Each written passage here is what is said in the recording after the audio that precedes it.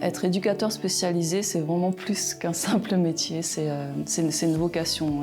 L'éducateur spécialisé va observer, va analyser la situation et puis il va mettre en place un plan d'action, un plan d'intervention vraiment en fonction des besoins de l'individu.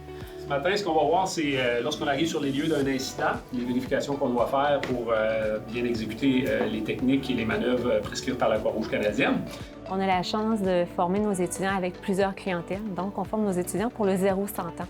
Donc, on a des cours de clientèle au niveau de la déficience intellectuelle, du trouble du spectre de l'autisme, au niveau de la déficience physique, au niveau des personnes âgées, au niveau de la santé mentale, la délinquance, l'itinérance. Parce qu'en plus d'apprendre c'est quoi les caractéristiques ou les symptômes de ces maladies-là, qu'on peut dire, c'est qu'en même temps, ils apprennent des stratégies d'intervention. Donc, c'est très, très concret pour eux. On peut travailler en santé, on peut travailler dans les écoles, on peut travailler dans un organisme communautaire. C'est infini. Tu vas être directement sur le terrain avec la personne. Ça va être pas derrière ton bureau, puis c'est ça que j'adore, puis c'est ça qui me donne le goût de faire la relation humaine. C'est vraiment de pouvoir aider les personnes directement avec eux dans la vie de tous les jours.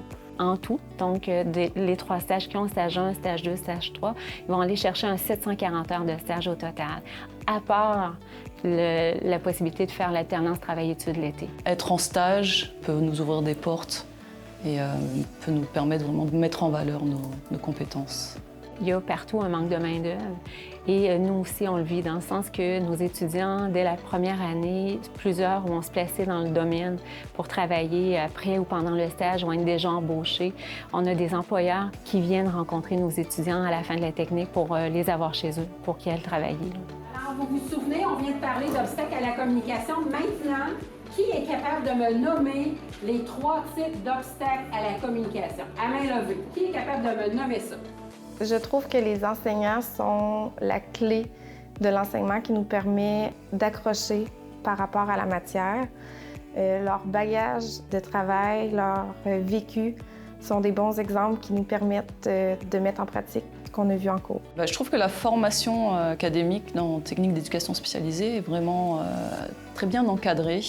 On a cette proximité des enseignants qui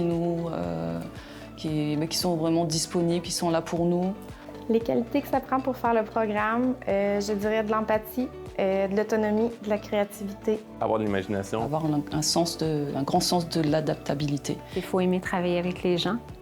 Si tu aimes ça, aider les gens, pouvoir leur apporter ton aide, leur apporter des conseils, de pouvoir les écouter, de pouvoir leur offrir un parcours différent, c'est un bon programme pour toi. Dans 5 ans, je me vois être éducatrice spécialisée quelque part au Québec, dans un milieu que j'aurais choisi, avec une clientèle que j'aurais choisie.